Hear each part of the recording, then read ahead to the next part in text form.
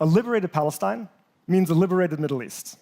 A liberated Middle East means capitalism in the core really faces a crisis, and they will not let that happen. It's funny, like I'm always asked to talk about ecology, when really what I want to talk about is capitalist imperialism.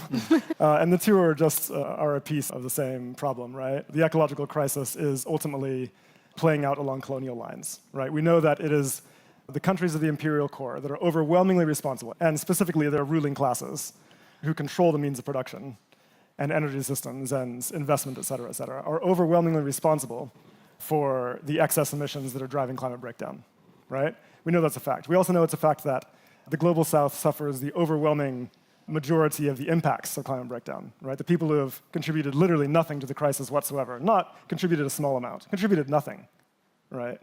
And it's not just, of course, climate breakdown that we face. There's also other dimensions of the ecological crisis.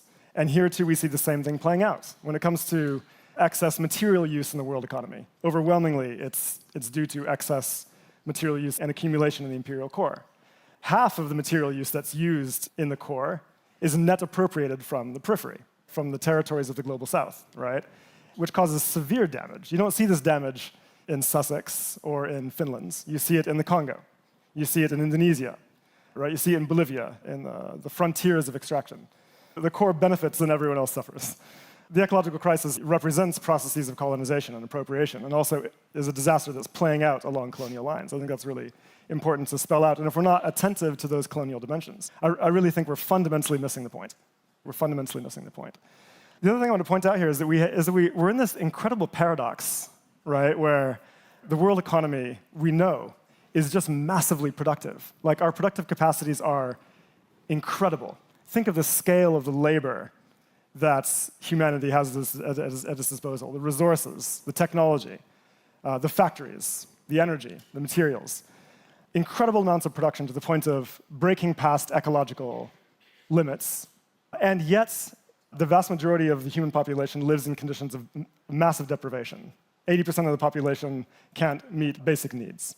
So what explains this incredible paradox? It's ultimately our system of production.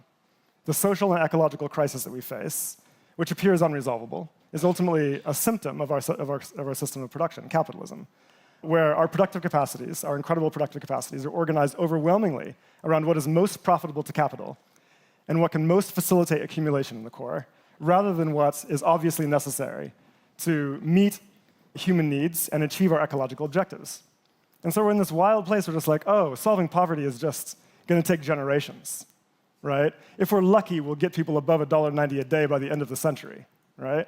The climate crisis, who can figure out how to solve this? It seems intractable. None of this is true. It's lies.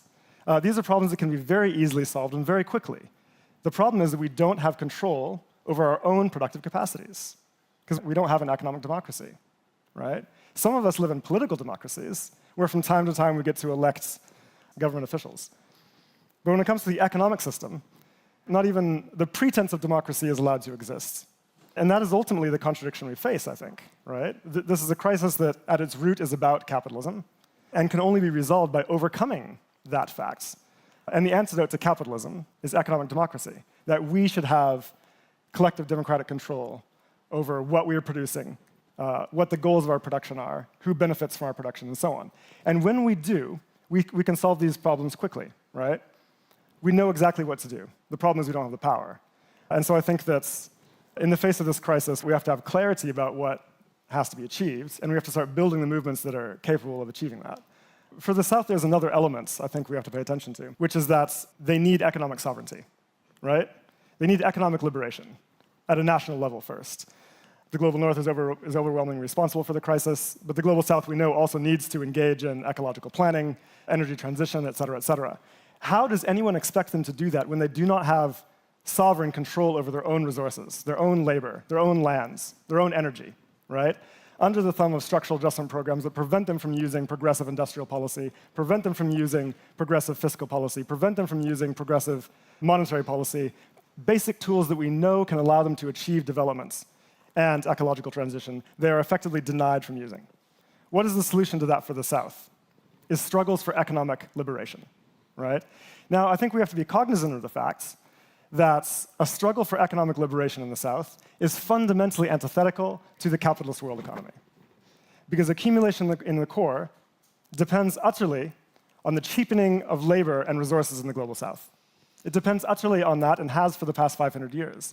And so any attempt by liberation struggles in the periphery to achieve economic independence, to use their own resources for their own development, for their own ecological transition, for their own human needs, is destabilizing for capital in the core.